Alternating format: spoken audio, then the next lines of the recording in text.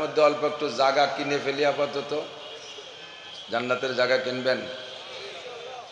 যে ব্যক্তি মজলিসের ভিতরে জায়গা সংকুলন না হওয়ার কারণে একটু আগায় বসে আর এক বাইরে জায়গা ছেড়ে দেয়, হুজুর বলেন তোমার জন্য জান্নাতের মধ্যে একটা জায়গা দলিল করে ফেললে। যতটুক জায়গা ছেড়ে দিয়ে আগায় আসবেন অতটুক জায়গা জান্নাতের মধ্যে দলিল হয়ে যাবে। দেখেন পিছে কত মানুষ আহলে হাদিস আলাগের মতো বহি ছানা বাঞ্জে দাঁড়ায় রয়েছে, জায়গা পাচ্ছে না। আপনারা আগায় বসলে যে জায়গাটা ছেড়ে দিয়ে আসলেন অতটুক জায়গা জান্নাতের মধ্যে দলিল হয়ে যাবে। আল্লাহ পাক বলেন ওয়াইদা কিলা লাকুম তাফাসসাহু বিল মাজালিস, যখন তোমাদেরকে বলা হয় মজলিসের মধ্যে একটু জায়গা করে দাও, জায়গা হচ্ছে না একটু জায়গা করে দাও, যদি বলে কেউ, মৌলানা নাসির সাহেব বলুক, কে বলা হয় আব্দুর রাজ্জাক কাসেমি বলুক, মুফতি দেলোয়ার সাহেব বলুক, যেই বলুক না কেন, ওয়াইদা কিলা লাকুম, যখন তোমাদেরকে বলা হবে তাফাসসাহু বিল মাজালিস, মজলিসের মধ্যে একটু জায়গা করে দাও, আল্লাহ বলেন ফাফসাহু, দেরি করো না, তাড়াতাড়ি জায়গা করে দাও।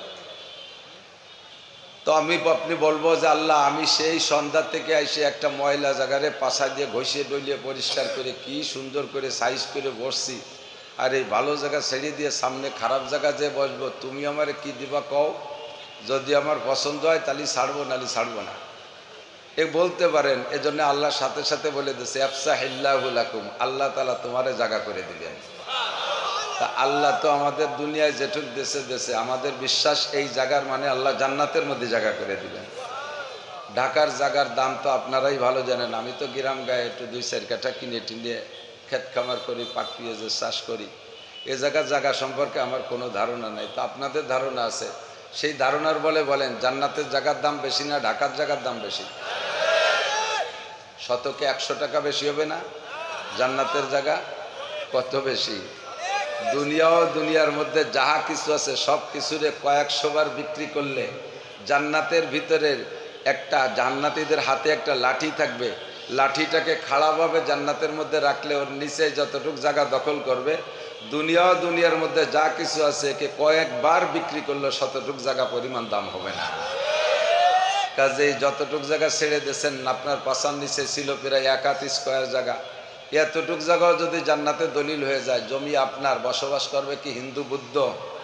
আপনার জমি আপনিই ব্যবহার করবেন। কাজে এখান থেকে একটু জায়গা করে দিলে যে জায়গাটা জান্নাতে দলিল হলো ওটা আপনারই জায়গা, আর জমিওয়ালাই জমি ব্যবহার করবেন, তার মানে আপনি জান্নাতি হয়ে যাবেন। বলি সুবহানাল্লাহ। সন্ধ্যা থেকে বা কখন থেকে শুরু হয়েছে আমি জানি না, যথেষ্ট ওলামাই কেরাম, ঢাকার বড় বড় ওলামাই কেরাম আপনাদেরকে এতক্ষণ আলোচনা শুনাইছে। আমি গ্রামের মানুষ, গ্রামে থাকি, গ্রাম্যই আমার ভাষা, একেবারে আঞ্চলিক ভাষা। আর আমার জেলাটার নাম শুনলে হয়তো খারাপ ঠেকতে পারে, স্বাভাবিক কিছু না, গোপালগঞ্জ। গোপালগঞ্জের গোপালীয় বাংলা, ঢাকার ওলামায়ে কেরামদের শাহী বাংলা, রাজকীয় বাংলা, রাজধানীর বাংলা, তাদের অত্যন্ত সুললিত কণ্ঠের অধিকারী তারা। আমি শুনেছি কয়েকজনের তেলাওয়াত বয়ান, আর ভাই আব্দুর রাজ্জাক কাসেম হিসাব, আমরা সমসাথী, অনেক সুন্দর বয়ান করে, গ্রাম গা শহর অঞ্চল সব জায়গায়, বড় বড় মসজিদের খতিব। অবশেষে আমি দূর থেকে আসছি, আমি ভাবলাম যে হযরত আমার পরে দোয়া করবেন, তাও আমারে খেলাফতি দিয়ে চলে গেছে, শেষে দোয়াও নাকি আমার করতে হবে। কষ্ট হবে না তো ইনশাআল্লাহ? আল্লাহ পাক আমাদের বসার বুঝার তৌফিক দান করে, সবাই বলি আমিন। যারা দাঁড়িয়ে আছেন তাদেরও বসার জন্য একটা ইতিহাস শোনাবো নাকি? নবী আলাইহিস সালাতু ওয়াস সালাম মসজিদে নববীতে বয়ান করতেন। তো মসজিদে নববী সেই সময় হুজুর যখন তৈরি করেছেন 80 স্কয়ার হাত ছিল, এদিকে 80, পিছনে 80, 80 হাত 80 হাত ছিল। সাহাবায়ে কেরামরা সম্পূর্ণ মসজিদ ভরে যেত। হুজুর খতিব, হুজুর বয়ান করবেন, হুজুর জুমা পড়াবেন, এ বয়ান শুনতে তার কেউ কৃপণতা করতেন না। তো সাহাবায়ে কেরাম এসে বসতে বসতে বসতে বসতে এত হয়ে যেত যে পিছনে জায়গা হতো না, দাঁড়িয়ে থাকতেন, পিছনে খোলা জায়গায় দাঁড়িয়েও অনেকে থাকতেন। তো হুজুর একদিন বয়ানের ভিতরে দেখতেছেন পাশ দিয়ে অনেক মানুষ দাঁড়িয়ে আছে, কেউ বসা কেউ দাঁড়ানো, এটা হুজুরের জন্য একটু বিরক্ত মনে হচ্ছে। হুজুর বললেন ইজলিসু আলা মাকানিকুম, যারা যেখানে আছো বসো, যে যে হালাতে আছো বসে পড়েন। আর সাহাবায়ে কেরামদের স্বভাব ছিল সামিনা ওয়া আতানা, কোনো যুক্তির দরকার নাই, সম্ভব কি অসম্ভব সেটা দেখার বিষয় না। নবী আলাইহিস সালাম বসতে বলেছেন, নিচেই বসার যোগ্য জায়গা হোক আর না হোক, ময়লা কাদা যাই হোক, বসতেই হবে। ফাজালাসু আলা মাকানিহিম, সবাই যার যার জায়গায় বসে পড়ছে। একজন মানুষও দাঁড়িয়েছিলেন না, সবাই বসে পড়ছে। হুজুর বয়ান শেষ কইরা মসজিদ থেকে বেরোইলেন, বেরোয় গিয়ে দেখে একজন মুরব্বী মসজিদের বাহিরে, ওদের সাথে লাল রুমাল আগের থেকে ব্যবহার করার অভ্যাস, মাথার উপর একটা লাল রুমাল দিয়ে ঘুমটা দিয়ে বসে আছে মসজিদের বাহিরে। হুজুর বের হয়ে এসে মসজিদ মুরব্বীর পাশে এসে বললেন, সালাম দিলেন, আসসালামু আলাইকুম মান আনতা ইয়া শায়েখ। সালাম দিয়ে বললেন, মুরব্বী আপনি কে? তো মুরব্বী দাঁড়িয়ে সালামের উত্তর দিয়ে মাথার কাপড়টা সরাই দিয়ে বললেন, আসসালামু আলাইকুম আসসালাম ওয়া রাহমাতুল্লাহি ওয়া বারাকাতুহু ইয়া রাসূলুল্লাহ আনা আম্মুকা আব্বাস। ভাতিজা, আমি আপনার চাচা আব্বাস বসে আছি। হুজুরের চাচা আব্বাস রাদিয়াল্লাহু তাআলা। হুজুর বললেন, আপনি কি শোনেন নাই, জানেন না আমি মসজিদের মধ্যে বয়ান করতেছি, আপনি বাইরে বসে রয়েছেন? একটু আগায় গেলে তো বয়ান শুনতে পারতেন, বাইরে বসা কেন? তো হুজুর বললেন, ভাতিজা আমি বাসা থেকে খবর পেয়েছি তুমি বয়ান করতেছ, তোমার বয়ান শোনার জন্যই এখানে রওনা দিয়ে আসলাম। তা আস্তে আস্তে এই পর্যন্ত আসলে তোমার একটা বয়ান আমার কানে ভেসে আসলো, যেই বয়ানটার ভিতরে একটা বিষয়ের পর আমল করার জন্য তোমার আদেশ ছিল। তা আমি বললাম, আব্বাস তুমি তো নবী পাকের বয়ান শুনবা আর আমল করবা, তো যে বয়ানটা কানে আসছে এই বয়ানটার পর আমল করে ফেলো। তো ভাতিজা ওই বয়ানটার আমল করতে যাইয়া আমি এখানে বসে পড়ছি। হুজুর বললেন, চাচা যান আমি সেই বয়ানটা কি করছিলাম, কি বলছিলাম? তুমি মেম্বারে বসে বলছিলে ইজলিসু আলা মাকানিকুম, যে যেখানে আসো সে সেখানে বসে পড়ো। তা আমি তখন এখানে পর্যন্ত আসছিলাম, আমি এ পর্যন্ত আসছি, আর ভিতরে যেয়ে পারি নেই। তখন তোমার কথাটা আমার কানে আসলো যে যে যেখানে আসো বসো। তা আমি তো তখন এখানে ছিলাম, তোমার ওই হুকুম পালন করতে গিয়ে আমি বসে পড়ছি, আর এক কদমও বাড়তে পারি নাই। হুজুর বুকের সাথে জড়িয়ে ধরে কপালে চুমু খেয়ে বললেন, চাচা যান কথা কি শুনতে পারছেন? এত দূর থেকে, এত বাইরে ছিলেন। তা আব্বাস বললেন, ভাতিজা তোমার বয়ানের মধ্যেও মওজেজা, তোমার বয়ানের মধ্যেও মওজেজা। তোমার শব্দ যন্ত্র লাগে না, মাইক লাগে না, সাউন্ড বক্স লাগে না। তোমার সামনে যদি 1 লক্ষ 5 লক্ষ মানুষও থাকে, পায়ের কাছের লোকটাও তোমার মুখের আওয়াজ যে আওয়াজে শোনে, 5 লক্ষ নম্বর মানুষটা সেই একই আওয়াজে শোনে। তোমার সব বয়ান আমি শুনছি। তো হুজুর বললেন, যদি না শোনেন আমি আবার রিপ্লাই করব, যা মসজিদে বলেছি সব আবার বলবো। বললেন, না ভাতিজা সব আমি শুনছি। এবার হুজুর জড়িয়ে ধরে বললেন, মান তাশাব্বাহা বিকাউমিন ফাহুয়া মিনহুম, যার সাথে যার মিল হবে তার সাথে তার হাসর হবে, যার সাথে যার মিল হবে তার সাথে তার হাসর হবে। আমাদের ইয়াকিন, শতভাগ ইয়াকিন, এবং আল্লাহ পাকেরও বক্তব্য, হুজুর আলাইহিস সালামেরও বক্তব্য, সাহাবায়ে কেরামরা জান্নাতি। বলেন সুবহানাল্লাহ। তাহলে আব্বাসও জান্নাতি।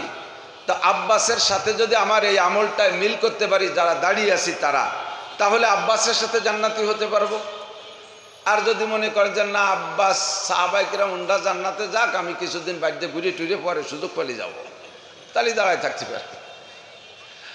আর জায়গা যদি পান তাহলে বসে পড়লে লাভ হবে ইনশাআল্লাহ। ভাষার দিকে লক্ষ্য না করি, अल्फाज के बीचू में उलझती नहीं दाना, गौवास को मतलब हाय सदफ से ना के गहर से। উর্দুতে একটা শের বলে, अल्फाज के बीचू में उलझती नहीं दाना, गौवास को मतलब हाय सदफ से ना के गहर से। ভাষা নিয়ে অতটা খুঁটা বাছা করে না জ্ঞানী যারা, তারা ভাষার থেকে যা পাওয়ার দরকার তা পাইল কিনা এতেই তারা সন্তুষ্ট থাকে। যেমন যারা গৌওয়াস, সাগরের ভিতরে গৌওয়াস মানে ডুবুরি, ডুবুরি আবার অথবা ডুবুরির সাথে যারা, যে ডুবুরিরা মুক্তা অন্বেষণ করে, মুক্তা খুঁজে, সাগরের পাড় দিয়ে মণিমুক্তা থাকে না ঝিনুকের ভিতরে, শামুকের ভিতরে, এই মণিমুক্তা খোঁজে। তো মণিমুক্তা খোঁজা যারা, অন্বেষণকারী যারা, তারা সাগরের ভিতর থেকে মণিমুক্তা বেশি বের করে। ঝিনুক শামুকের পেট ভরা থাকে, ওগুলো উঠায় আইনা খুললেই তার ভিতরে মুক্তা পেয়ে যায়। তো মুক্তা পাইতে হলে মুক্তার দাম সকলের কাছে আছে। আমিও মুক্তা পাইলে নেব, আপনিও মুক্তা পাইলে নেবেন, নেবেন না মুক্তা পাইলে? দেখুন, সাগরের পাড়ে গেছি মুক্তা খুঁজতে, মুক্তা যদি সাগরের চরের উপরে পেয়ে যাই তাহলে তো পানিতেই নামা লাগলো না। কতক্ষণ? আমার তো পানিতে ভিজা জরুরি না, আমার মুক্তা জরুরি। তা যদি আমি চরের উপরে পেয়ে যাই তাহলে তার পানিতেই নামা লাগলো না। এরপরে যদি আধা হাত পানিতে পাই তাও হাতে লাগাল পাচ্ছি, নিয়ে আসতে পারতেছি। যদি হাঁটু পানিতে পাই তাও মোটামুটি আনতে পারি, যদি কোমর পানিতে পাই তাও মোটামুটি আনতে পারি, যদি গলা পানিতে পাই তাহলে যে কেউ ডুবাই নিয়ে আসতে পারি। কিন্তু মুক্তা যদি 200-500 হাত পানির নিচেই খুঁজতে হয়, তাহলে কি আমরা সাধারণ পাবলিক জীবনে একখান মুক্তা চোখে দেখবো? ও ডুবরিরা ছাড়া পারবে না, ঠিক কিনা? তা আমার মাকসাদ তো সাগরের পানি মাপা না, আমার মাকসাদ হলো মুক্তা খুঁজে বের করা। এ মুক্তা যদি অল্প পানিতে পেয়ে যায় অথবা তার চেয়ে স্তরের উপরেই যদি পেয়ে যায় তাহলে আরো সহজ। কঠিন কঠিন একেবারে বিশ্ববিদ্যালয়ের বাংলা, রবি ঠাকুরের বাংলা, ফাঁকে ফাঁকে 2-5 লাইন ইংরেজি, 2 আয়াত কাজী নজরুলের কোনো সঙ্গীত মঙ্গীত, এই কঠিন কঠিন বাংলা দিয়ে যদি ওয়াজ করি তাহলে কেউ বুঝবে কেউ বুঝবে না। যারা শিক্ষিত জ্ঞানী ডুবরি, ওরা ডুবই ওর ভিতরতে মুক্তা পাবে। আর আমার মতো মূর্খ গ্রাম্য মৌলবী বা গ্রাম্য পাবলিক যারা আছে তাগে কপালে আর মুক্তা হবে না। এই জন্য সহজ বাংলায় সদস্য হুজুর রহমতুল্লাহ কথা বলতেন, হুজুরের সব বই সহজ বাংলায় লেখা। আমি গ্রামের মানুষ, গ্রামেই বলি, যার কারণে গ্রামের ভাষার পক্ষে একটা যুক্তি আমি আপনাদের সামনে পেশ করে সামনের দিকে আগাইতে চাই। আমরা সকলে আমল করি, ইমানের সাথে আমল, বলেন ইমানের সাথে আমল। দুনিয়ার মাল আসবাব রাখার জন্য পাত্র থাকে, চাউল রাখার জন্য বস্তা, ধান রাখার জন্য বস্তা, গম রাখার জন্য বস্তা, এ সমস্ত কাজ মালামাল রাখার জন্যে আমরা বস্তা ব্যবহার করি। বস্তা ব্যবহার করি না, বস্তার ভিতরে রাখি। তো বস্তা কারখানার থেকে তৈরি হয়, বস্তার এক পাশ সেলাই দেওয়া, নিচের এক পাশ সেলাই আর এক পাশ মুখ খোলা থাকে, তাই তো নাকি বলেন? ভুলক্রমে সেলাই দুই একটা বস্তায় সেলাই পড়ে না নিচে, এ বস্তাগুলোই গতানুগতিক ওর সাথে গাঁট বেঁধে চলে আসে। আপনি বস্তা কিনে নিয়ে বস্তার ভিতরে ধান ঢুকাচ্ছেন, বস্তা ভরে যাচ্ছে, মুখ বাঁধতেছেন, আরও ধান আর এক বস্তায় ঢুকাচ্ছেন, বস্তা ভরে যাচ্ছে, মুখ বেঁধে দিচ্ছেন। এমন করে করতে করতে রাত হয়ে গেছে। রাতের বেলায় আপনি বস্তার ভিতরে মাল ঢুকাচ্ছেন, হঠাৎ করে একটা বস্তার ভিতরে মাল ঢুকইতেই তালে আসেন, কিন্তু বস্তা ভরে না, দিতেই তালে আসেন, বস্তা ভরে না। গাদি শেষ হয়ে গেছে, স্তূপ শেষ হয়ে গেছে, কিন্তু একটা বস্তা ভরতিছে না। ঘটনা কি? পরে লক্ষ্য করে দেখেন যে ওই বস্তাটা তলিতে নিচে সেলাই নাই, তলায় কি নাই? সেলাই নাই। বস্তার তলায় যদি সেলাই না থাকে, বস্তার তলায় যদি সেলাই না থাকে, তাহলে সারা জীবন ভরে বস্তার ভিতরে মাল ঢুকাইলে বস্তা ভরবে? কথা বলেন, ভরবে? বস্তা ভরবে না। আমার আপনার দুনিয়ার মাল রাখতে যাতে রাখি তার নাম বস্তা। আর আমি আপনি আখিরাতের জন্য, পরকালের জন্য যে কাজ করি এই কাজের নাম হলো আমল। এই আমল রাখারও একটা বস্তা আছে, আমল রাখারও বস্তা আছে। তো আমল রাখার বস্তার নাম হলো আমল নামা। কি বলেন? আমল রাখার বস্তার নাম কি? আমল নামা। তো আমল নামার বস্তার ভিতরে আমল রাখবেন, নামাজ রাখবেন, রোজা রাখবেন, হজ রাখবেন, জাকাত রাখবেন, তিলাওয়াত রাখবেন, জিকির রাখবেন, ফিকির রাখবেন, তবলিগ রাখবেন, সরমুনাই রাখবেন, ফরজ রাখবেন, ওয়াজিব রাখবেন, সুন্নাত রাখবেন, মুস্তাহাব রাখবেন। তবলিগ নেবেন, সরমুনাই ঢুকাবেন, মসজিদ ঢুকাবেন, মাদ্রাসা ঢুকাবেন, হজ ঢুকাবেন, জাকাত ঢুকাবেন, কুরবানি ঢুকাবেন। যত আমল বস্তার মধ্যে ঢুকাবেন, ওই বস্তার তলায় একটা সেলাই দিয়ে তারপরে বস্তার মধ্যে ঢুকাইলে বস্তায় মাল থাকবে। কতক্ষণ? আর নেক আমল শুধু যেগুলো বলছি এগুলোই না, নেক আমল অনেক। শুধু নামাজ, রোজা, হজ, যাকাতের নামই নেক আমল না। সত্য কথা বলার নাম নেক আমল, ওয়াদা ঠিক রাখার নাম নেক আমল, মাপে ঠিক দেওয়ার নাম নেক আমল, মাপে কম বেশি না আনার নাম নেক আমল, মাপে সঠিক দেওয়ার নাম নেক আমল, এইরকম হাজারো দান খয়রাত করার নাম নেক আমল, গরিব দুঃখীর পাশে দাঁড়ানোর নাম নেক আমল, যারা না খেয়ে আছে তাদেরকে খাদ্য দেওয়ার নাম নেক আমল। এই হাজারো প্রকার নেক আমল আছে। এই নেক আমল ঢুকানোর জন্য, রাখার জন্য যে বস্তা, ওই বস্তার নাম কি? আমল নামা। একটু বলেন, বস্তার নাম কি? আমল নামা। এই নেক আমল যেটা আমরা করি, শুধু এই নেক আমল আমরাই করি তা না, নেক আমল অন্যান্য বিধর্মীরাও করে। সত্য কথা বললে নেকি হয়, সত্য কথায় নেকি হয়। সত্য কথা কি খালি মুসলমানরা বলে না, অমুসলমানরাও বলে। ওয়াদা ঠিক রাখা নেক আমল, এটা মুসলমানরাও করে, অমুসলমানরাও ওয়াদা ঠিক রাখে। কাজেই হিন্দুরা একটা ওয়াদা যদি ঠিক রাখে, একটা নেক আমল করছে। গরিব দুঃখীকে দান ধ্যান করা মুসলমানের চাইতে খ্রিস্টান, ইহুদ, নাসারারাও বেশি করে। দেখেন আমাদের রোহিঙ্গাদের ওখানে খ্রিস্টানরা ছুটে চলে আসছে দান করতে। বিশ্বের বিভিন্ন প্রান্তে অভাবী অনাটনী মানুষের কাছে দাঁড়ায় খ্রিস্টান, ইহুদ, নাসারা লক্ষ লক্ষ কোটি কোটি টাকা নিয়ে তাদের পাশে দাঁড়াচ্ছে। এগুলো নেক আমল না? এগুলো নেক আমল। কিন্তু এই নেক আমল রাখার যে বস্তা, এই বস্তার নাম হলো আমলনামা। আমলনামার তলায় যদি নিচে যদি সেলাই থাকে তাহলে যা ঢুকবেন তা আমলনামার মধ্যে থাকবে। আর যদি বস্তার তলায় সেলাই না থাকে তাহলে যত আমল করেন লাস্টে বস্তা ধরে উঠাবেন, খালি বস্তাটা আপনার হাতে চলে আসবে। ঠিক কি ঠিক না? আল্লাহ পাক রব্বুল আলামিন এজন্য বলেন, মান আমিলা সালিহাম মিন যাকারিন আও উনসা, নারী আর পুরুষ যেই নেক আমল করবে, যত নেক আমল তুমি করো না কেন, নারী আর পুরুষ যারাই নেক আমল করবা, ওয়া হুয়া মুমিন, শর্ত হলো ঈমানের সাথে। ঈমানের সাথে যদি তুমি নেক আমল করো তাহলে তোমার নেক আমলের পরিবর্তে দুই প্রকার প্রতিদান আছে। কিছু প্রতিদান দুনিয়ায় দেওয়া হবে, আর বিশাল অংশের প্রতিদান তোমার জন্য আখিরাতের জন্য রাখা হয়েছে। দুনিয়ায় আপনার নেক আমলের বস্তার তলায় সেলাই দিতে হবে কি দিয়া? 4টে সেলাই দিতে হবে।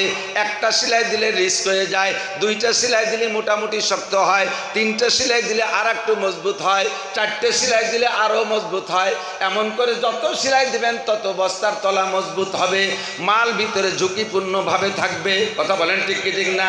আমার আপনার আমলের বস্তার তলার 1 নম্বর সেলাই হলো ঈমানের সাথে বিশ্বাসের সাথে পড়তে হবে কলেমায়ে তৈয়বা, লা ইলাহা ইল্লাল্লাহ মুহাম্মাদুর রাসূলুল্লাহ। 1 নম্বর কলেমা, 1 নম্বর সেলাই। 2 নম্বর সেলাই কলেমায়ে শাহাদাত, আশহাদু আল্লা ইলাহা ইল্লাল্লাহু ওয়া আশহাদু আন্না মুহাম্মাদান আবদুহু ওয়া রাসূলুহু। কলেমায়ে তৈয়বার অর্থ সকলেই কম বেশ জানি, আল্লাহ ছাড়া কোনো মাবুদ, জোরে বলেন আছে, আল্লাহ ছাড়া কোনো মাবুদ নাই, মুহাম্মাদুর রাসূলুল্লাহ আমার নবী। কথা বলুন ঠিক কি ঠিক না? কিয়ামত পর্যন্ত আর কোনো নবীর দরকার আছে? আমি একমাত্র নবী হিসেবে মানি মুহাম্মাদুর রাসূলুল্লাহকে। 2 নম্বর কলেমা, 2 নম্বর সেলাই, আশহাদু আল্লা ইলাহা ইল্লাল্লাহ। যে কথা আমি কলেমায়ে তৈয়বার মধ্যে বলেছি ওই ব্যাপারে আবার আমি সাক্ষ্য দেই। আমি সাক্ষ্য দিতেছি আল্লাহ ছাড়া কোনো মাবুদ নাই। আমি আরও সাক্ষ্য দিতেছি মুহাম্মাদুর রাসূলুল্লাহ ছাড়া আর কোনো নবী নাই, তিনি আল্লাহর বান্দা রাসূল। কথা বলুন ঠিক কি ঠিক না? আপনার বস্তার 2 নম্বর সেলাই। 3 নম্বর সেলাই ঈমানে মুজমাল। পারেন কি পারেন না আমি জানি না। ঈমানে মুজমাল ওলামায়ে কিরাম তো সকলেই জানে, মুসলমান আমার বিশ্বাস সকলেই জানার কথা। তারপরও এই মজলিসে ঈমানে মুজমাল জানে না, এরকম মানুষ আছে না নাই? যদি ইন্টারভিউ নেই ইনশাআল্লাহ পাবলিক 50% ফেল করবে। নেব নাকি ইন্টারভিউ? মোটা দেহে একজনকে ধরি, মোটারা মাথা নিচে রেখেছে, চিকুন দেহে একজনকে ধরি, ঈমানে মুজমাল। আমি পছন্দ করি একজনের টার্গেট করি, কারে ধরবো? সবাই আতঙ্কিত, মাঠ খালি হয়ে যাবে খুব তাড়াতাড়ি। গল্পটা মনে পড়ে গেল, হুসাইন আহমদ মাদানী রহমতুল্লাহ আলাইহি, আমাদের সদস্য হুজুর, হাফেজ হুজুর, এই বড়দের এবং লাস্টে আহমদ শফি সাহেব হুজুর রহিমাহুমুল্লাহ, ইনাদের উস্তাদ হুসাইন আহমদ মাদানী রহমতুল্লাহ আলাইহি। হুজুরের ছেলেরা আমাদের বাংলাদেশে আসেন, এখনও 2-1 জন আসেন। তো হুসাইন আহমদ মাদানী রহমতুল্লাহ আলাইহি স্বভাব ছিল, ওনারে যদি কেউ দাওয়াত দিতেন, খাবারের দাওয়াত, যে হুজুর আমার বাসায় আপনার খানার দাওয়াত, তা আমাদেরকে এরকম দাওয়াত দেয়, আমারে দাওয়াত দেয় যে হুজুর, যেমন আজকের মাহফিলে তো আমারে দাওয়াত দিচ্ছে, আমার সাথীকে তো দাওয়াত দেয়নি। তো হুজুরকে যদি আমার খাবারের জন্য একারে দাওয়াত দিতেন, হুজুর কখনো সাথী আর সাথে 2-1 জন নিয়ে যাইতেন না, একাই খানা খাইতে যাইতেন। খেয়াল করতেছেন নাকি? হুজুরের সাথে স্বাভাবিকভাবে দেখেন, আমাদের মুফতি দেলোয়ার সাহেব দামাত বরকাতুমের সাথে কত উলামায়ে কিরাম সাথে সাথে সবসময় থাকে না? আর মাদানী রহমতুল্লাহের সাথে এরকম বাঘা বাঘা উলামায়ে কিরাম সাথে থাকতেন। যে বাড়ি খাবার দাওয়াত, হুজুরের সাথে 10-20 জন গেছে একসাথে, ঘরে ঢুকার সময় হুজুর বলতেন, এই তোমরা বাইরে গাছতলা বসো, আমি খাইয়ে আসি। একাই ঘরে ঢুকতেন। বাড়িওয়ালা অনেক সময় বলতেন, হুজুর সবাইরে নিয়ে আসেন। হুজুর কে না না না, সবাইরে ঢুকানো যাবে না, আপনি দাওয়াত দিয়েছেন আমার একারে, ওদেরকে তো দাওয়াত দেন নাই। কয় সাথে আসছে যখন আসেন, এক ব্যবস্থা হইবে না। হুজুর কয় না, এতে সমস্যা 2টা। একটা হলো এই যে কয়জন আমার সাথে ঘুরতেছে, এরা যদি এরকম সুযোগ পেয়ে যাবে খাতি বসে, ওদের জিব্বা বড় হয়ে যাবে, ওদের লোভ হয়ে যাবে, ওরা খাওয়ার জন্য খালি খালি ভিসে ভিসে ঘুরিয়ে বেড়াবে। এই জন্য কটা ঢুকতে দেওয়া যাবে না। 2 নম্বর সমস্যা হলো মহিলারা বেশিরভাগ বাহিরে দাওয়াত টাওয়াত পায় না, বাড়ি যদি ভালো খানার ইন্তজাম হয়, মেহমানদেরকে খাওয়াইয়ে যা থাকে তাই তারা একটু খায় ভালো। আর আমি যদি এই 10-12 জনের নিয়ে ঢুকি, ওর এক একজনে মারবে তো 3-4 জনের মার, ঘর সাফ হয়ে যাবে, মহিলাদের জন্য কিচ্ছু থাকবে না। এই দুই সমস্যার কারণে ওদের ঢুকতে দেওয়া হবে না। এই কথাটা সারা দেশে প্রসিদ্ধ হয়ে গেছে যে মাদানী রহমাতুল্লাহ আলাইহিরে যদি দাওয়াত দিতে হয় সাথে বলে নিতে হবে, হুজুর আপনার সাথে যে কয়জন যাবে তারাও খাবে, নইলে ওনারে একারে দাওয়াত দিলি আর সাথে যাদেরকে নেওয়া হয় ওদেরকে হুজুর খাইতে দেয় না। এটা প্রসিদ্ধ হয়ে গেছে। হুজুর একবার এক জায়গা গেছেন মাহফিলে যাওয়ার পরে এরকম বিশাল মাহফিল, তো বাড়িওয়ালা জমিদার দাওয়াত যিনি দিচ্ছেন উনি জানে যে হুজুরের, আগের তো জানতেন না, ওই দিন জানছে যে হুজুরের এই স্বভাব, হুজুরে একারে দাওয়াত দিলে একাই খায়, সাথে 10-20 জন যারা আসে ওকে খাইতে দেয় না। আর জমিদার বাড়ি দাওয়াতে আইসা হুজুরের সাথে 5-10 জন আলেম আইসা যদি না খেয়ে চলে যায়, জমিদার বাড়ির একটা অপমানী, একটা ইজ্জতের ব্যাপার। বয়ান চলতেছে, শেষ দিক যাইয়া কানে কানে হুসাইন আহমদ মাদানী রহমাতুল্লাহকে জমিদার সাহেব বলতেছে, হুজুর আপনার সাথে যারা আসছে তারাও কিন্তু আমার বাসায় আজকে রাত্রে খানা খাবে, তা না করতে খাবে না, আপনি একটু তাদেরকে বলে দেন কে কে যা আসছে, আমি তো তা তো জানি না। হুজুর এই সুযোগ পাইয়া পুরো মাঠ ধরে দাওয়াত দিয়েছে, আমি আরা তোমাদের সবার আজকে জমিদার বাড়ির খাবারের দাওয়াত। জমিদার এই পুরো মাঠ ধরে দাওয়াত দেওয়া দেখে কাঁপতে কাঁপতে আছে, হুজুর কাজ ধরছেন কি সর্বনাশ করছেন, এত মানুষের তো খাতে দিতে পারবো না। আমি বললাম আপনার সাথে যে কয়জন আছে, হুজুর কাজ সবই তো আমার সাথে আছে, আমি না আসলে আসতো নাকি, কতক্ষণ বক্তারা না আসলে আপনারা আসতেন নাকি, তাহলে সবই তো আমাদের সাথে, আমার সাথে আছে। মিয়া তুমি কও একটা করো আর একটা, তাড়াতাড়ি খাবারের ব্যবস্থা আরো। এখন হুজুর তো ওয়াজ একটু লম্বা করে দেন, আমি একটু খাবার ব্যবস্থা করি, ব্যবস্থা তৌফিক আছে কিন্তু সময় লাগবে। হুজুর কায় না, কারণ সময় দেওয়া দিই নাই, আমার ওয়াজ এখন শেষ, তুমি খাবার ইন্তজাম করো। এক কথা কয়ে ফিরে আবার উল্টো পাল্টা করো। জমিদার কাঁপতে কাঁপতে যে বাড়ি তাড়াতাড়ি ভাত আর কিছু বাড়াই ফেলাইছে, ডাউল একটু লম্বা করে ফেলেছে। ডাউল লম্বা করতে তো অসুবিধা নেই, গরম পানি মারি দিলে লম্বা হয়ে গেল। কোনো মতে ডাউল ভাত এক লুকনো দিতে পারলি। হুজুর তো জানে যে জমিদারের উদ্দেশ্যকে আমি কয়ে ফেললাম কি। হুজুর বলতেছেন দোয়ার আগে, মেয়ারা জমিদার বাড়ি আজকে খাবার দাওয়াত পাইছো তো? জি হুজুর পাইছি। আপনি তো দাওয়াত দিয়েছেন, একজনও না খেয়ে যাবা না, ঠিক আছে? বলে জি হুজুর। তো ওই জমিদার বাড়ি খানা খাওয়ার জন্য একটা শর্ত আছে, বলবো আপনাকে না? ওই মাঠে হুজুর বলতেছে জমিদার বাড়ি খাওয়ার জন্য একটা শর্ত আছে। শর্ত হলো আমারে দোয়া কুনুত শুনে শুনে এই পাশে দাঁড়াবা, যে কয়জন দোয়া কুনুত শুনতে পারবা ওই কয়জন খাবা। 15-20 জন শুনেছে আর সব পিড়ে দৌড়ে সারিয়ে হুজুর কায়ে যাইস কেন, খাইয়ে যা, কয় হুজুর দোয়া কুনুত জানি না। জমিদার আসতে আসতে খুশিতে আসে, হুজুর কেসা চালা দিলেন, চালুন দিয়ে চালে না। হুজুর কাই মিয়া আর একটা চালা আছে, ওই চালুন দিয়ে চাললি এই কটাও টেকবে না। সে চালন কি আরো চিকুন চালন, সেটা হলো যদি কই জানাজার দোয়া শুরু তাহলে এ কটাও পারবে না, তাহলে আর আমার একার ছাড়া আর কার কাজ জানবে। তা আপাতত ওই প্রথম চালনের চালুনিতে যে কটা আছে এই কটা থাক। সত্যি যদি ইমানে মুজমালের চালা দেই এর ভিতরে থেকে অর্ধেক বেরোয় যাবে, কথা কোন ঠিক না?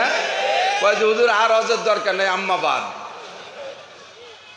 2 নম্বর, 1 নম্বর সেলাই হলো কি কন্ত? 1 নম্বর সেলাই বস্তার তলায় লা ইলাহা ইল্লাল্লাহ মুহাম্মাদুর রাসূলুল্লাহ।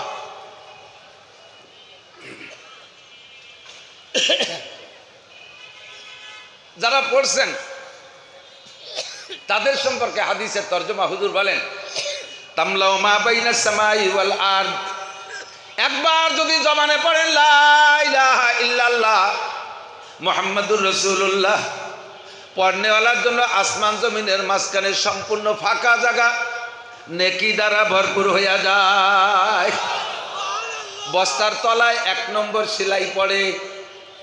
2 নম্বর সেলাই আমার সাথে পড়েন আশহাদু আল্লা ইলাহা ইল্লাল্লাহ ওয়া আশহাদু আন্না মুহাম্মাদান আবদুহু ওয়া রাসূলুহু, সাক্ষ্য দিতেছি আল্লাহ ছাড়া মাবুদ নাই, আরো সাক্ষ্য দিতেছি মুহাম্মাদুর রাসূলুল্লাহ আল্লাহর বান্দা ও রাসূল। বলেন আল্লাহর বান্দা ও রাসূল। 2 নম্বর সেলাই, বস্তার তলা মোটামুটি শক্ত। 3 নম্বর সেলাই আমার সাথে পড়তে পারবেন আমানতু বিল্লাহি, পড়বেন না ইমানে মুজমাল। উলামায়ে কিরাম জানেন তাদের কাছে চর্বিত চর্বণ আলেমদেরকে আমি বয়ান শোনানোর জন্য শেখানোর জন্য করি না, আলেমদেরকে বয়ান শোনার জন্য অনুরোধ করি। এজন্য কাব্বারানি মৌতুল কুবারা, বুড়োরা মরি আমারে বুড়ো বানাইছে। বুড়োরা বেঁচে থাকলে আমি নাসির চেয়ার পাইতাম না, আমি নাসির চেয়ার পাইতাম না। হঠাৎ করে শুনবে একদিন আমার মৃত্যু খবর, কেঁদে কেঁদে আসবে সবাই দিতে শুধু কবর। এখন বাড়ি যতক্ষণ থাকি চতুর্দিক দিয়ে দাওয়াত আসে, রাস্তাঘাটে কোথাও চা খাইতে নামলো তারাও আমার ওয়াজের দাওয়াত দেয়। একদিন আমিও থাকবো না, বর্তমান জেনারেশন যারা স্টেজে আছে চেয়ারে আছে, আমরা একদিন থাকবো না। চেয়ার যদি খালি হয়ে যায় এই চেয়ারে বসবে অন্য কেউ। চেয়ার যাতে খালি না হয় এখানে বসে সুন্দর করে উম্মতকে দু চার কথা শুনাইতে পারেন। এই জন্য বয়ানের তর্জ তরিকা বক্তাদের কাছ থেকে শুনতে হবে, শিখতে হবে। তাই উলামায়ে কিরামকে বসার জন্য শোনার জন্য বলি। বাকি উলামায়ে কিরাম এখানে যারা আছে ঢাকা শহরের সবাই আমারে পড়াইতে পারে, এত ভালো ভালো আলেম। আমি অনেক ভালো বলতে পারি তা না, সুরও নাই কণ্ঠও নাই, শুধুমাত্র আল্লাহ পাক যতটুক বলায় লক্ষ্য করি। 3 নম্বর কালেমা হলো আমানতু বিল্লাহি কামা হুয়া বিআসমাইহি ওয়া সিফাতিহি ওয়া কাবিলতু জামিআ আহকামিহি ওয়া আরকানিহি। আমানতু বিল্লাহি কামা হুয়া, আল্লাহর প্রতি বিশ্বাস রাখি আল্লাহ আছে। জোরে বলেন আছে। বলেন তো কেমন আছে? কয় তা জানি না। কামা হুয়া, তিনি যেমন আল্লাহ তেমন। আল্লাহর কয়খান হাত আছে তা আমার গুনার সময় নাই। কয় গণেশের 10 খান হাত, আল্লাহর কয়খান হাত? কয় ওই হাত গুনার দায়িত্ব তোমার না, তোমার বিশ্বাস হবে কামা হুয়া, আল্লাহ যেমন তেমনই। বি আসমাইহি, তার যত জাতিগত নাম আছে সবগুলো বিশ্বাস করি। জাতীয় নাম তার আল্লাহ নাম একটা, আল্লাহর একটা জাতীয় নাম। জোরে বলেন কি? আল্লাহ। ওয়া সিফাতিহি, তার যত গুণগত নাম আছে এগুলো আমি বিশ্বাস করি। ওয়াকাবিলতু জামিয়া আহকামিহি ওয়া আরকানিহি, তার সমস্ত আদেশ নিষেধ মানিয়া লইলাম, সমস্ত আদেশ নিষেধ মানিয়া লইলাম।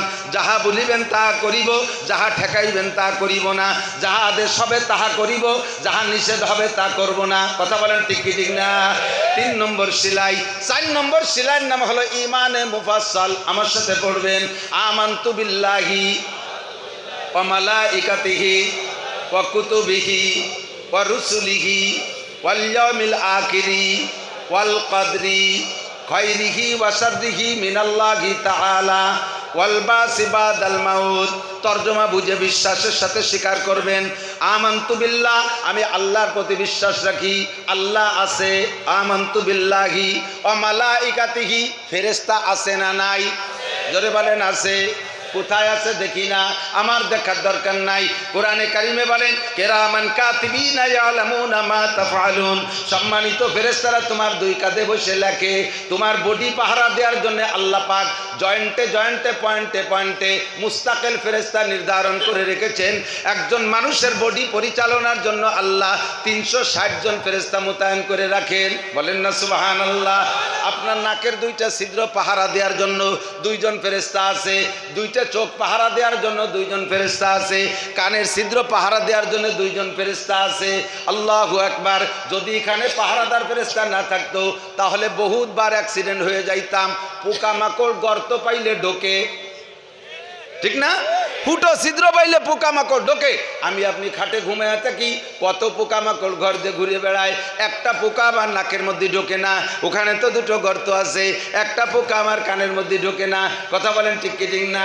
পোকাগুলো মার মার করে আসে কানের কাছে, যখন কানের ছিদ্রের কাছে আসে ওই জায়গার ফেরেশতা ওই পোকারে স্টার্টিং ঘুরাই দেয়। কয় এটা তোমার বাসা না, তুমি ভুল করবে, চলে আসো, অন্য দিক চলে যাও। নাকের মধ্যে চলে আসে পোকা, যাবে যাবে ভাব, এখানে আসার সাথে ফেরেশতারা স্টার্টিং ঘুরাই দেয়। কয় এটা তোমার বাসা না, ওই জায়গা ফেরেশতা মোতায়েন করা আছে, সে আমার নাক আর কানকে পাহারা দেয়। কথা কন ঠিক কি ঠিক না? আমি আপনি জানি না। আল্লাহু আকবার। রাতের বেলায় ঘরে শুয়ে আছেন, ঢাকার মানুষ তো ঢাকার বিল্ডিংয়ের মধ্যে, শোন, গ্রামের মানুষ টিনের ঘরে থাকে। টিনের ঘরে সিলিংয়ের উপরে অনেক সময় কাঠ থাকে, কাঠ দিয়ে সাজানো থাকে। তো সাইজ কাঠ ঘরের সিলিং করে রেখে দিয়েছে, আর একটা ঘরের ফার্নিচার কাজ করবে সেজন্য। কাঠের বার শুয়ে আছে শীত হইয়া। মাছির একটা স্বভাব আছে, দেখবেন ওই এক জায়গা পড়লে তাড়াইলে আবারও সেই জায়গা পড়ে, 40-50 বার ওই একই জায়গায় পড়ে। তো শীত হয়ে শুয়ে রয়েছে খাটের উপরে, সিলিং করা সাইজ কাঠ, এতটুকু এতটুকু সাইজ কাঠ, জালনা দরজার কাঠ। চোখের উপরে এই কেনিতে একটা মাছি বারবার পড়তেছে আর তাড়াচ্ছেন, বারবার পড়তেছে আবার তাড়াচ্ছেন। লাস্টে মাছির গোষ্ঠী শুদ্ধ গালাগালি উদ্ধার উড়িয়ে দিচ্ছে। এবার 2 হাত রেডি করছেন মাছিরে মারবেন, তাও এক থাপ্পড় মারছেন, মাসি মারতে পারেন নাই। শেষবার চোখের এই কেনিতে যখন মাসি পড়ছে, জাস্ট ওই টাইমে সিলিগির উপরে ইঁদুর দেখা একটা বিড়ালে যাইয়া সেই ইঁদুরকে তাড়া করছে, ধরবে বিদায়। তো বিড়ালে ইঁদুরে সিলিংয়ের উপরে গ্যাঞ্জাম, এই তাদের জড়াজড়ি মারামারির কারণে সেখান থেকে একটা সাইজ কাট আপনার চোখ বরাবর চলে আসতেছে, আপনার চোখ বরাবর। যখন চোখের কাছে আসছে, জাস্ট ওই টাইমে এখানে একটা মাসি, সেই মাসিটা পড়ছিল, আপনি ওই মাসি তাড়ানোর জন্য হাত বাড়ি মারছেন, আর হাতের বাড়ি লেগে কাঠটা সরে চলে গেছে, আপনার চোখটা বাইচে গেছে। এতক্ষণ পর্যন্ত যেই মাসিটারে গালাগালি করছেন, ওই মাসিটা আপনার এই আগান বাগানে মাসি না, ওই মাসিটা আপনার চোখ পাহারাদার ফেরেশতা মাসি। আমি আপনি জানি না, আমি আপনি জানি না। ও মালাইকাতিহি বলতে গেলে সময় লেগে যাবে। ফেরেশতা আছে না নাই? ফেরেশতা বিশ্বাস করি, জিব্রাইল ফেরেশতা, মিকাইল ফেরেশতা, ইসরাফিল ফেরেশতা, আজরাইল ফেরেশতা, এরকম অসংখ্য ফেরেশতা আছে, আমি বিশ্বাস করি। ওয়াকুতুবিহি, যত আসমানি কিতাব, অরুসুলিহি, যত আসমানি কিতাব আছে সমস্ত আসমানি কিতাব আমি বিশ্বাস করি। তৌরাত আল্লাহর কালাম, ইনজিল আল্লাহর কালাম, জবুর আল্লাহর দেওয়া কিতাব। কথা বলেন ঠিক কি ঠিক না? তবে শেষ কিতাবের নাম আল কোরআন। একটু বলেন শেষ কিতাবের নাম কি? এখন থেকে কিয়ামত পর্যন্ত চলবে কোন কিতাব? ইনজিল চলবে, তৌরাত চলবে, জবুর চলবে, একমাত্র চলবে কোন কিতাব? আল কোরআন চলবে। আমি এই কোরআনের প্রতি বিশ্বাস রাখি, পিছনের সব কিতাব বিশ্বাস করি। ওয়া রুসুলিহি, যত নবী রসুল দুনিয়ায় এসেছেন আদম থেকে ঈসা আলাইহিস সালাম পর্যন্ত সমস্ত নবী রসুলকে বিশ্বাস করি, সবাই আল্লাহর প্রেরিত। তবে আজ থেকে 1500 বছর আগে এসেছেন আমার নবী, সেই থেকে এখন পর্যন্ত, এখন থেকে কিয়ামত পর্যন্ত একজন নবী চলবে, আর কোন নবী চলবে? জোরে বলেন চলবে। ওই নবীর নাম গোলাম আহমদ কাদিয়ানী। জোরে বলেন কি নাম? মুহাম্মাদুর রাসূলুল্লাহ। বলবেন না? আমার আপনার নবীর নাম কি? মুহাম্মাদুর রাসূলুল্লাহ। আখেরি জামানার নবী, শেষ নবী, খাতামুন নবিয়্যিন লা নাবিয়্যা বাদি। হুজুর বলেন আমি শেষ নবী, আমার পরে আর কোনো নবী আসবে না। আমার নবীর পরে আর কেউ যদি নবুয়তি দাবি করে, ওইটা নবী না কাফের? জোর হলো না? যদি কেউ মনে করেন যে সবাই তো বলতেছে আমি বলবো না, চুপ করে থাকি, তাহলে আরবিতে বলে আসুকুতু নিসফুর রিজা, চুপ থাকা সমর্থনের লক্ষণ। আপনি চুপ থাকা মানে মনে হয় যেন আপনি গোলাম আহমদ কাদিয়ানীকে নবী বলার পক্ষে। জোরে বলেন গোলাম আহমদ কাদিয়ানী নবী না কাফের? পুরো কাদিয়ানী গোষ্ঠী ওরা মোমেন না কাফের?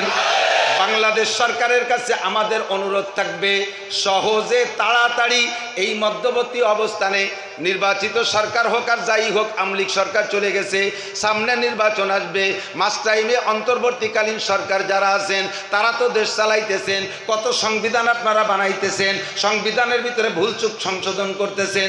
এই সংশোধনের ভিতরে আমাদের সারা পৃথিবীর 200 কোটি মুসলমানের প্রাণের দাবি, বিশেষ করে বাংলাদেশ সংখ্যাগরিষ্ঠ মুসলিম কান্ট্রি, সংখ্যাগরিষ্ঠ মুসলমানের দেশ। এই দেশে কাদিয়ানীদের নামে কোনো ইসলামী জামাতের নাম চলবে? তারা তাদের নাম আলাদাভাবে ব্যবহার করতে পারে, কাদিয়ানী জামাত বলতে পারে।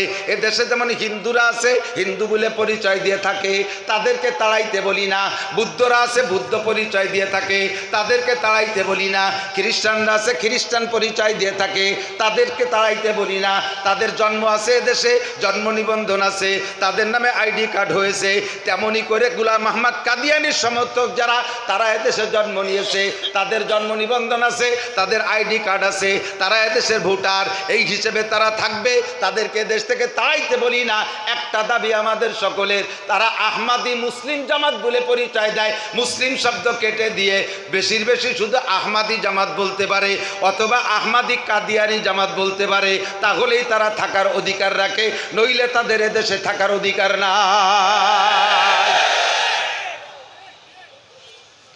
এই মর্মে উলামায়ে কিরাম সরারদি উদ্যানে 15 তারিখে যে সম্মেলনের আয়োজন করেছে, আমি দাবি করব সকলের আল্লাহর পক্ষ থেকে, নবী পাকের পক্ষ থেকে, যদি আখেরি নবীর সঠিক উম্মত হয়ে থাকেন, ওই দিন দুনিয়াবি কাম কাজকে বাদ দিয়ে আপনি নবী পাকের সম্মানার্থে, আপনি খতমে নবুয়াতের দাওয়াতের পক্ষে হইয়া, এই সমর্থক হইয়া ওই ময়দানে আপনি হাজির হবেন।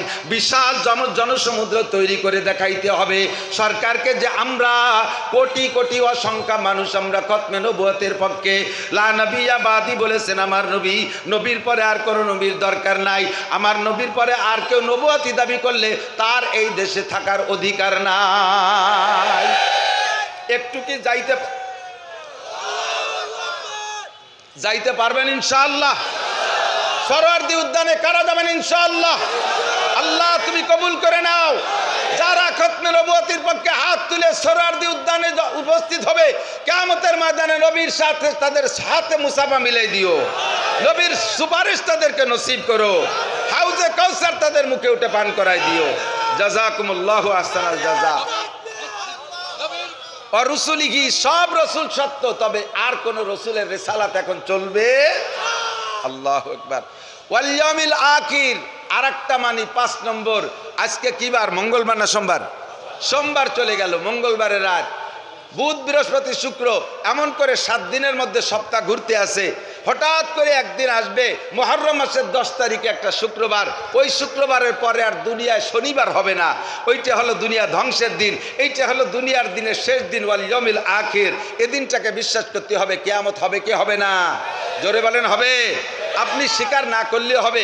ইদা ওয়াকাতিল ওয়াকিয়া লাইসা লিওয়াকাতিয়া কাযিবা খাফিদাতুর রাফিয়া ইদা রুজ্জাতিল আরদু রাজ্জা আবুসাতিল জিবালু বাসসা ফাকানাত হাবাআম মুনবাসসা। আসমান ভেঙে গুঁড়ো গুঁড়ো হয়ে যাবে, পাহাড় পর্বত উড়ে তোলার মতো উড়তে থাকবে, চন্দ্র সূর্য হারিয়ে যাবে, এ দুনিয়াটা ধ্বংস হবে। এই দিনটা হবে শুক্রবার, ওর পরে আর শনিবার হবে না। আমি 5 নম্বরটাকে বিশ্বাস করি। 6 নম্বর ওয়াল কদর, ভাগ্যকে বিশ্বাস করি। ভাগ্যের বন্টনকারী, নিয়ন্ত্রণকারীকে। ভালো মন্দ যাহা কিছু সব আল্লাহর পক্ষ থেকে ফয়সালা হয়। আমারে বাঁচায় আমার আল্লাহ, আমাকে মারে আমার আল্লাহ, খাওয়ায় আমাকে আল্লাহ, পড়ায় আমাকে আল্লাহ, ধন দেয় আল্লাহ, দৌলত দেয় আল্লাহ, ক্ষমতা দেয়, জোরে বলেন কে? আর একটু জোরে কন কে? জনগণ ক্ষমতার উৎস। জনগণ ক্ষমতার উৎস। এই কথা যারা বলে, রাজনৈতিক দল যারাই আছেন, আমি কোনো দলের নাম মেনশন করব না, বিশেষ করে জেনারেল রাজনৈতিক দল যারা, তারা এই কথাটার পর গভীর বিশ্বাসী। জনগণ ক্ষমতার উৎস। জোরে বলেন নাউজুবিল্লাহ। এ বলার কারণে আপনি মুশরিক হয়ে গেছেন। আপনি মুশরিক হয়ে গেছেন। জনগণ ক্ষমতার উৎস। ক্ষমতার উৎস কে? আল্লাহর হাতে ক্ষমতা। ঠিক কি ঠিক না? আমার এ জায়গায় তো সব দলের মানুষ আছে, একদলীয় অস্ত্র করা যাবে না। আমলিগ, বিএনপি, জামাত, জাতীয় পার্টি, 88, চন্দ্রপাড়া, মানিকগঞ্জ, সুরেশ্বর, ভোজেশ্বর, ইনায়তপুর, বাহাদুরপুর, শরীয়তপুর, মাদারীপুর, ফরিদপুর, তবলিগ, চরমনাই, এতাহাতি, ওয়াজাহাতি, তাওহীদ, হিজবুত তাওহীদ, কাদিয়ানি, সব আছে না? এর ভিতরে অবশ্যই আছে সব দলের মানুষ। এই জন্য সব দলকে মিক্সার করে একটা দল বানায় বলি।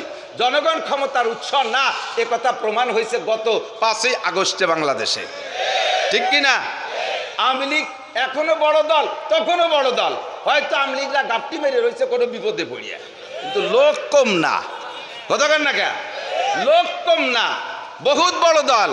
তাদের সাথে আর্মি, তাদের সাথে বিমান বাহিনী, তাদের সাথে নৌবাহিনী, তাদের সাথে বিডিআর, তাদের সাথে র্যাব, তাদের সাথে পুলিশ, তাদের সাথে আনসার, তাদের সাথে যুবলীগ, তাদের সাথে ছাত্রলীগ, তাদের সাথে কৃষক লীগ, তাদের সাথে মূর্খ লীগ, তাদের সাথে পাতি লীগ, তাদের সাথে তাঁতি লীগ, এত লীগ, তাদের সাথে উলামা লীগও একটা লীগ ছিল বলে। এই সব মানুষ থাকা সত্ত্বে সেই ক্ষমতা ধরে রাখতে পারে নাই, ছেড়ে দিয়ে চলে যাওয়া লাগছে। ঠিক না? ফাতাবিরু ইয়া উলিল আবসার, সূরা আর রহমানের 2য় আয়াতের শেষ অংশ। ফাতাবিরু ইয়া উলিল আবসার, সূরা কি বলে, সূরা হাসরের, সূরা হাসরের 2য় আয়াতের শেষ অংশ। ফাতাবিরু ইয়া উলিল আবসার। যারা এখন তাফালিং দিচ্ছেন, যারা বেশি দাফাদাফি লাফালাফি করতেছেন, ওই বড় দলের কাছ থেকে একটু শিক্ষা নেন। তাদের চাইতে বড় দল না। তারা যদি এইভাবে বেইজ্জতি হয়ে চলে যেতে পারে, তাহলে পরবর্তীতে যারা তাফালিং করতেছেন, তারা পায়ের নিচে মাটি পাবেন না। তারা পায়ের নিচে মাটি পাবেন না।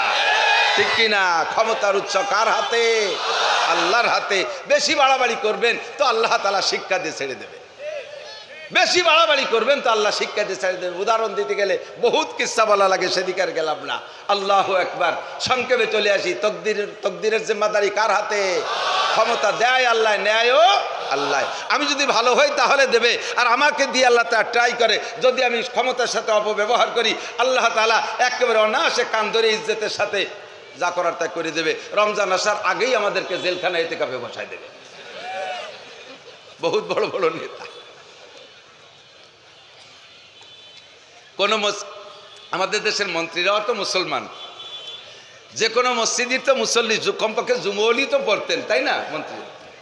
কোন মসজিদের মন্ত্রী মুসল্লিরে যদি মসজিদের ইমাম সাহেব বলতেন, স্যার এবার রমজান মাসের শেষ 10 দিন এতেকাফে বসার লোক পাচ্ছি না, স্যার আপনি একটু বসেন, তাহলে হুজুরের চাকরি থাকতো? ননসেন্স মৌলবী, কমন সেন্স বলতে কিছু নাই। আমি যদি এতেকাফে বসি তাহলে আমার উম্মতের কি হবে? উম্মতে গভীর, আমার মন্ত্রণালয় চালাবে কিনা? তুমি মৌলবী মসজিদে থাকো, 4 তলা টিফিনকারী বাসায় পাঠাই দাও, আমরা গাদায় ভরি দেই, 4 তলা খাইয়ে সাফ করেছি, তো শুয়ে পেট ডলো, তোমার মসজিদে বসে তা সম্ভব? আমি একটা মন্ত্রণালয় চালাই, আমি এতেকাফে বসলি উম্মতের কি হবে, মন্ত্রণালয়ের কি হবে? আল্লাহ কয় তুমি এতেকাফে বসলি মন্ত্রণালয়ের কিচ্ছু হবে না, উম্মতের একটা লোমও ছেড়া যাবে না, বাংলাদেশেরও কিচ্ছু হবে না। বিশ্বাস না হয় রমজান আসার আগেই তোমার বসাই দিচ্ছি। এ দল ও দল সে দল বেদল রমজান আসার আগেই জেলখানার এতেকাফের মধ্যে বসছে এরকম প্রমাণ বাংলাদেশে আছে না নাই? সব দল রেডি আল্লাহ তাআলা ট্রাই করছে। তোমার মতো মন্ত্রী ওই কি বলা হয় এতেকাফে না বসলেও কিছু আসে যায় না, আর তোমার মতো মন্ত্রী মন্ত্রণালয় না থাকলেও বাংলাদেশ যে কায়দায় চলবে সে কায়দায় চলতেই থাকবে। কথা কোন ঠিক ঠিক না? যদি তুমি সৎ হও তাহলে তোমাকে তোমার সম্মানের সাথে জায়গায় রাখা হবে। তুমি একটু মসজিদে বসার অভ্যাস করো, একটু মসজিদে বসার অভ্যাস করো, তাহলে তোমার সম্মান ঠিক থাকবে। কথা কন অল কদর, ভাগ্যের মালিক আল্লাহ, কাহার উপর দোষারোপ করার দরকার নাই। 6 নম্বর 7 নম্বর ওয়াল বাসি বাদাল মাউত, মরার পরে হাসরের মাঠে উঠতে হবে কি হবে না? 7টা বিষয়। এই 7টা বিষয় যে যার নাম কলেমার নাম হলো ইমানে মুফাসসাল। 4 সেলাই দিছি, কয় সেলাই? বস্তায় 4টে সেলাই দিছি, বাদ বস্তা মজবুত হয়ে গেছে। এখন নামাজ ঢুকান, রোজা ঢুকান, হজ ঢুকান, জাকাত ঢুকান, জিকির ঢুকান, ফিকির ঢুকান, যা ঢুকাবেন বস্তার মধ্যে থাকবে। তবে সাবধান থাকবেন, বস্তার নিচে আবার 3 প্রকারের ইঁদুর আছে। এক প্রকার ইঁদুর হলো বিলে ইঁদুর। গ্রামাঞ্চলে মানুষ যারা আছেন তারা জানে বিলির ভিতরে এত বড় বড় ইঁদুর, বিলে ইতি তাদেরকে সেলুট দিয়ে চলে আসে, এক কায়দা মতো মোটা মোটা ইঁদুর। 2 নম্বর ইঁদুর বাড়ি থাকে, গর্তের মধ্যে থাকে, তারা মাঝারি ইঁদুর। 3 নম্বর ইঁদুর ছোট ছোট ইঁদুর, এর নাম হলো শৈল ইঁদুর। জানেন নাকি কি কয় রে? যাই হোক, যে বই পুস্তক কাটে ঘরে খেতা কাপড় কেটে দেয়। 3 নম্বর ছোট ইঁদুর। 3 প্রকারের ইঁদুর আপনার বস্তার পিছনে যদি লাগা থাকে, যতগুলো সেলাই দেন সেলাইতে কাম হবে না। ইঁদুরে বস্তার তলা ফুটো করে নিতে পারে কি পারে না? আমার এক মুরব্বী বলতেন, আই বেরাদার দফে আউয়াল মুশকুন বাদা জাদার কিসে গন্ধম নুশকুন। আই বেরাদার দফে আউয়াল মুশকুন বাদা জাদার কিসে গন্ধম নুশকুন। আয় ভাই, বস্তার ভিতরে যদি গম ঢুকাইতে হয় তাহলে আগে বস্তার তলায় ইঁদুর লেগে আছে নাকি তাই দেখো। যদি বস্তার তলায় ইঁদুর লাইগা থাকে, সারা জীবন ভরে বস্তার ভিতরে গম ঢুকবা, বস্তা কোনোদিনও ভরতে পারবা না। আন্ডারগ্রাউন্ডে বাংকার খুঁজা 3 ইঁদুরে ছিদ্র করে তল দিয়ে বেরোয় নিয়ে যায়। তুমি একদিক দিয়ে ঢুকাও, ওদিক দিয়ে বেরোয় চলে যায়, বস্তা কোনোদিনও ভরতে পারবা না। কথা বলেন ঠিক ঠিক না? এই ইঁদুর আলো 3টা, একটু বলেন কয়টা? 1 নম্বরে বিলে ইঁদুর মোটা, 2 নম্বরে ঘরের ভিতরে গর্তের ইঁদুর মাঝারি, 3 নম্বরে ছোট ইঁদুর যেগুলো লেপকাথার ভিতরে থাকে। এই 3 প্রকারের ইঁদুর। এই 3 প্রকারের ইঁদুরের নাম হলো 1 নম্বরে শিরিক, 1 নম্বরে, 2 নম্বরে কুফর, 3 নম্বরে বেদাত। শিরিক, কুফর, বিদাত, শিরিক, কুফর, বিদাত, এই 3 প্রকারের ইঁদুর আপনার বস্তার নিচে লাগিয়েছে। সিলাই সাইডে দেশেন ঠিক কইরা, মালও ঢুকাইতেছেন কম না, কিন্তু কোনোদিন বস্তা ভরে না। বস্তা মোটে ভরেই না, গটু নাকি? আপনি খেয়াল করেন নাই নিচেদের 3টে ইঁদুর লাইগে আছে। এই জন্য 1 নম্বর ইঁদুর হলো শিরিক। শিরিকের ইঁদুর মারবো। শিরিক কাকে বলে? শিরিক আবার 3 প্রকার। জোরে কান কয় প্রকার? গুনে গুনে মনে রাখেন, গুনে গুনে শোনেন, তাহলে ইয়াদ থাকবে। শিরিক 3 প্রকার। আগে বলেন ইঁদুর কয় প্রকার? 1 নম্বর ইঁদুরের নাম কি? শিরিক। 2 নম্বর ইঁদুরের নাম কি? কুফর। 3 নম্বর ইঁদুরের নাম কি? বেদাত। আর এই 1 নম্বর শিরিক যে ইঁদুর, এই ইঁদুর আবার 3 প্রকার। বড় ইঁদুর আবার 3 প্রকার শিরিক। হ্যাঁ, 1 নম্বর শিরিক, 1 নম্বর শিরিক, 1 নম্বর শিরিক হলো শিরিক মা আল্লাহ ফিজ্জাত। আল্লাহর অস্তিত্বের সাথে কেউকে শরিক করা। শিরিক মা আল্লাহ ফিজ্জাত, আল্লাহর জাতের সাথে শিরিক করা। যেমন কালাতিল ইহুদ উযাইরুন ইবনুল্লাহ, ইহুদিরা বলে আল্লাহ উযাইর আলাইহিস সালাম আল্লাহর ছেলে। একটু কান্না নাউজুবিল্লাহ। ভাষা ভাষা শুনেন না, একটু বুঝিয়ে শোনেন। খেয়াল খেয়াল খেয়াল। এহুদিরা, এহুদি গেছেন, এই এই নেতানিয়াহুর গোষ্ঠী এহুদি। ডোনাল্ড ট্রাম্প আবার এহুদি না, ওরা আবার নাসারা। ওরা কি নাসারা? মানে খ্রিস্টান। এহুদিরা বলে ক্বালাতিল ইয়াহুদু উযাইরুন ইবনুল্লাহ, এহুদিরা বলে উযাইর আলাইহিস সালাম আল্লাহর ছেলে। এ কথায় ভালো হিট করে নাই, আর একটু ভালো করে শোনেন। উযাইর আলাইহিস সালাম আল্লাহর ছেলের অর্থ কি? কয় উযাইর আলাইহিস সালামের মায়ের সাথে আল্লাহ যৌন মিলন করেছে, সেই মিলনে গর্ভ ধারণ করছে, সেই গর্ভের সন্তান উযাইর। আল্লাহ কয় এর চাইতে বড় জুলুম আর হতে পারে না। ওয়ালা তুশরিক বিল্লাহ ইন্না শিরকা লাযুলমুন আযীম। আল্লাহ কয় অন্য কিছু মেনে নিতে পারি, শিরকের জুলুম আমি মানতে পারি না, শিরকের জুলুম মানতে পারি না। বান্দা তুমি জেনে নাও, ইন্নাল্লাহা লা ইয়াগফিরু আন ইউশরাকা বিহি ওয়া ইয়াগফিরু মা দুনা যালিকা লিমান ইয়াশা। যত গুনাহ করো না কেন, কবিরা কবিরা গুনাহ করো, হাজার হাজার কবিরা গুনাহ করেছো আল্লাহর হকে, আল্লাহ পাক বলেন তোমার যে কোনো নেক আমল দেখা আমি আল্লাহ তোমার একটা নেক আমল দেখে তোমার বিশাল বিশাল বড় বড় কবিরা গুনাহ মাফ করে দিতে পারি। তবে শর্ত হলো শিরক থাকলে সর্বনাশ। বস্তার মধ্যে যদি তলায় শিরকের ইঁদুর লাগিয়ে থাকে তাহলে তোমার কোনো তওবায় কাম হবে না, যতক্ষণ পর্যন্ত শিরক থেকে ফিরে আসতে না পারবে। আল্লাহ খেয়াল করেন, বড় বড় গুনাহ আল্লাহর ইচ্ছা স্বাধীন, যাকে খুশি মাফ করে দিতে পারে। এ ভাই আমার দিক তাকান, বর্তমান প্রেক্ষাপটে আমাদের প্রধান বিচারপতি যিনি আছেন, আওয়ামী লীগের কোনো আসামি যদি মার্ডার কেসের আসামি হয়, তারে যদি প্রধান বিচারপতি বেকসুর খালাস করে দেয়, তাহলে এই বিচারপতির বিপক্ষে আমরা আরেকটা সমন্বয় আন্দোলন করব কি করব না? এই বিচারপতি আওয়ামী লীগের মাল রয়ে গেছে, ওরে নামাতে হবে, ওর বিচার মানি না। কথা বলেন ঠিক না? এই বলবে কি বলবে না? অবশ্যই বলবে। তা আল্লাহ পাক এমন বিচারপতি যার এগেনস্টে কোনো আন্দোলন করার সুযোগ নাই। হাজার হাজার বছরে বড় গুনাহগারকে আল্লাহ তাআলা যদি কয় যা তোরে মাফ করে দিলাম, ও জায়গা কেউ কথা বলার থাকবে না, ঠিক না? লিমাইয়াশা, আমি যাকে খুশি মাফ করে দিতে পারি, শর্ত বান্দা শিরকি গুনাহ করিস না, শিরক করিস না, এটা আমি সহ্য করতে পারি না। বলতে গেলে ব্যাখ্যা লম্বা হয়ে যাবে, সংক্ষেপে আমার দিক তাকান।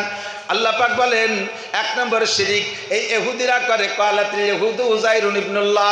দুই নম্বরে নাসারারা করে, খ্রিস্টানরা তারা কয় ওয়াকালাতিন নাসারা মাসীহ ইবনুল্লাহ। আর নাসারারা শিরিক করে আল্লাহর ফ্যামিলির সাথে, আল্লাহর ফ্যামিলি তৈরি করে, কয় ঈসা আলাইহিস সালাম আল্লাহর ছেলে। একটু কার না নাউজুবিল্লাহ। এর কি মানে?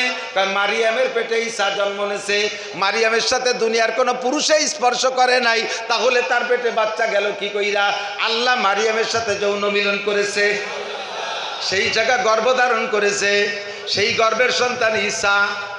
ঈসা আলাইহিস সালাম লজ্জায় নিজেই মুখটা নিচু করে ফেলেন। আল্লাহ, এই শিরিক আমরা করি না, এই শিরিক আমরা করি না। আমরা করি সেকেন্ড শিরিক। সেকেন্ড শিরিক আমরা অনেকে করি। সেকেন্ড শিরিক কি? এটা হলো শিরিক বিজ জাত গেছে। দুই নম্বরে শিরিক বিজ সিফাত, এইটা আমরা অনেকে করি। শিরিক বিজ সিফাত কি? আল্লাহর যে গুণ আছে ওই গুণটা একমাত্র আল্লাহরই জন্য খাস। কথা বলেন, একটু বলেন। খালেক সৃষ্টিকর্তা কে? আর কেউ? মালিক কে? রজ্জাক কে? রিজিক দাতা কে? মুহি বাঁচানেওয়ালা কে? মুমিত মারনেওয়ালা কে? এই সব সেবাত কার? হাজের। একে টাইমে সব জায়গা উপস্থিত হওয়ার ক্ষমতা একমাত্র কার? নাজের। এক টাইমে সব জায়গা দেখার ক্ষমতা একমাত্র কার? আল্লাহর। এই হাজের আর নাজের গুণ যদি আমি অন্যকের ভিতরে নিয়ে যাই তাহলে আমি মুশরিক হয়ে যাব। আমার দেশে অনেকে আছে, একটু দোয়ার অনুষ্ঠান করলে, দুরুদের অনুষ্ঠান করলে সেই জায়গা ওরা মনে করে নবী আলাইহিস সালাম উপস্থিত হয়ে গেছে। হুজুর হাজের ও নাজের, আল্লাহর রাসূলকে হাজের ও নাজের জানে। এই হাজের আর নাজের গুণ দুইটা আল্লাহর। আমি যদি এই গুণ দুইটা রাসূলের মধ্যে নিয়ে